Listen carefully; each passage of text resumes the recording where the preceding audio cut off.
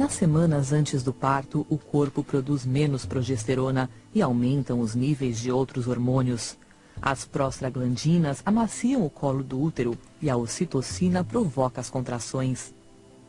As contrações do trabalho de parto são ritmadas e doloridas e vêm cada vez mais fortes. Os músculos verticais uterinos se tensionam e fazem o colo do útero abrir. Os músculos no alto do útero contraem e relaxam, empurrando o bebê para baixo. O tampão, uma camada de muco que fecha o colo do útero, pode ser eliminado alguns dias antes ou então no meio do trabalho de parto. Quando a bolsa rompe, o líquido amniótico escapa, às vezes em grande quantidade, às vezes aos poucos. O colo do útero começa a dilatar e ficar mais fino.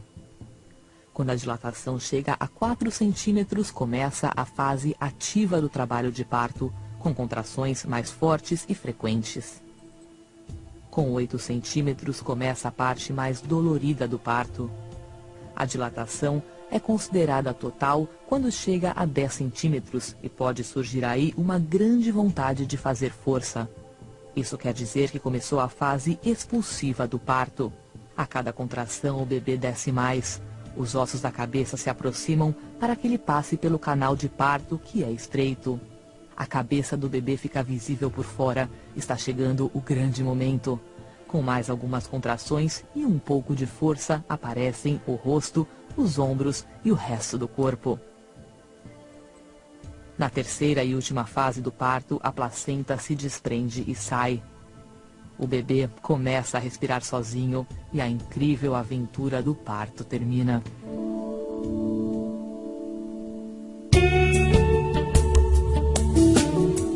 A cesariana, muitas vezes chamada de cesárea, é um procedimento cirúrgico no qual são feitas incisões no abdômen e no útero de uma mulher para dar à luz um bebê. Algumas cesarianas são planejadas. No entanto, a necessidade do processo geralmente se torna aparente após o início do trabalho de parto, quando as condições anormais que causam um parto natural não são seguras para a mãe ou o bebê. As indicações comuns para uma cesariana são distocia, placenta prévia e sofrimento fetal. Distocia, ou trabalho não progressivo e prolongado, pode ocorrer quando a cabeça do bebê não se encaixa no canal de parto ou o corpo está em uma posição desfavorável, como quando é perpendicular ao canal de parto ou nádegas, como é a posição pélvica. A placenta prévia ocorre quando a placenta que está em uma posição baixa obstrui parcialmente ou totalmente a abertura do colo do útero. O sofrimento fetal ocorre quando a saúde do bebê está em perigo iminente, geralmente devido ao fluxo insuficiente de sangue através da placenta ou do cordão umbilical.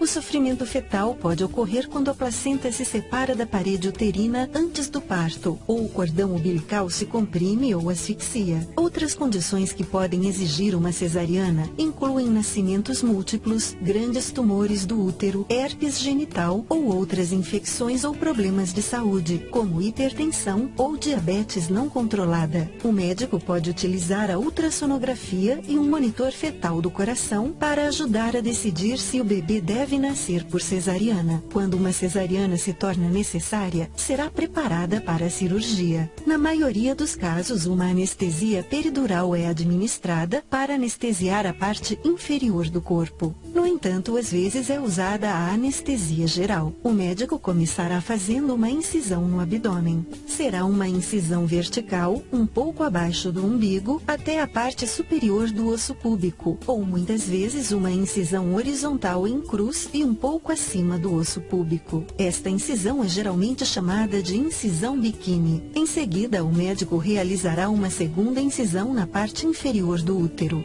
Após a abertura do útero, o médico rompe a bolsa amniótica se ainda estiver intacta e em seguida o bebê nasce. O tempo entre a incisão inicial abdominal e o nascimento é normalmente de 5 minutos.